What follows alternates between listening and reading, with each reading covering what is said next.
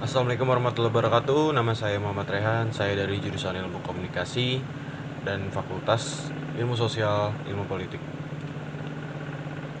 Saya ingin memberikan opini dan juga penjelasan dan juga opini dari kasus Novel Baswedan yang diserang saat pulang dari masjid pada tanggal 11 April 2017.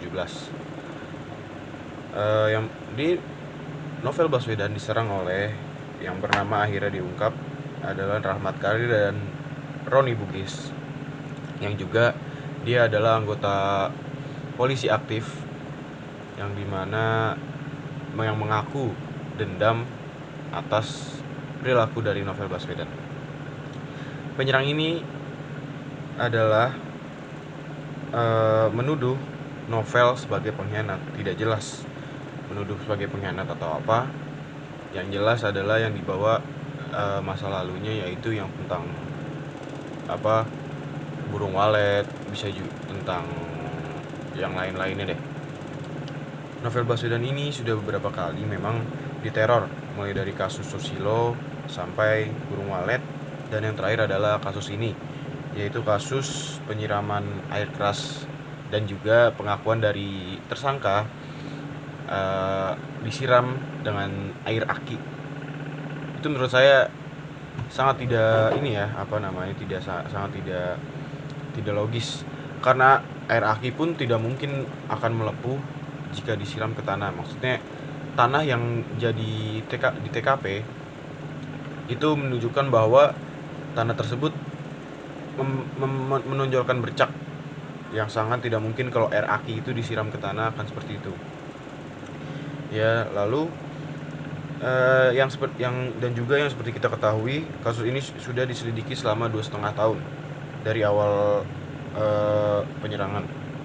Dan juga saat penyerangan terjadi, Presiden juga mengambil langkah, yaitu membentuk tim yang bernama Tim Pencari Fakta dan memberikan target kepada Tito Karnavian selama 3 bulan untuk mencari siapa pelaku dan apa saja motif dari pelaku.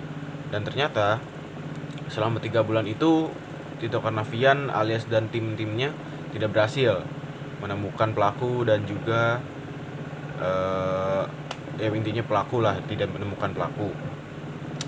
Dan juga pada akhirnya pelaku menyerahkan diri kepada polisi, yang akhirnya dia mengakui bahwa dia yang menyerang.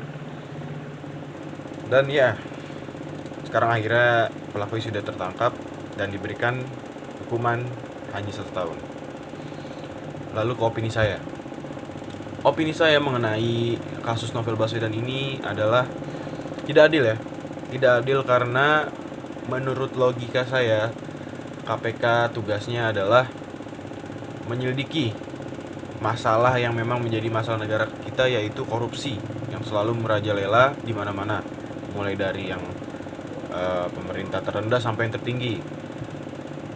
Namun KPK kan menyelidiki yang kasus-kasus yang memang tidak mungkin sampai ke RT RW lah ya, yang di atas itulah, seperti DPR, MPR, dan ya pemerintah, Pemprov segala macam. Ya, logikanya adalah KPK menyelidiki kasus yang memang merugikan negara dan juga sangat menjadi kebiasaan buruk, dan itu diserang dan juga diancam, diteror. Menurut saya itu adalah sebuah penghalangan dan sebuah pengkhianat yang terbalik. Dia adalah pengkhianat yang sebenarnya, bukan Novel. Itu tidak pantas atau tidak mungkin hanya dihukum 1 tahun. Dan juga menurut saya banyak kejanggalan dari mulai persidangan sampai kepada cerita-cerita dari pelaku. Jadi seperti itu, menurut saya tidak adil jika dihukum 1 tahun, karena itu adalah sebuah penghalangan dan bukan penghalangan sih, tapi kepada ancaman dan juga penyerangan pembelot lah intinya.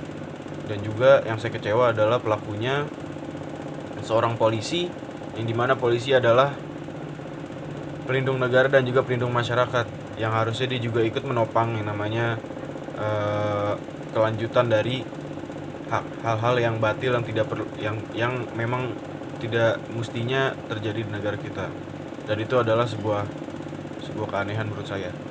Jadi seperti itu. Cukup sekian dari saya. Assalamualaikum warahmatullahi wabarakatuh.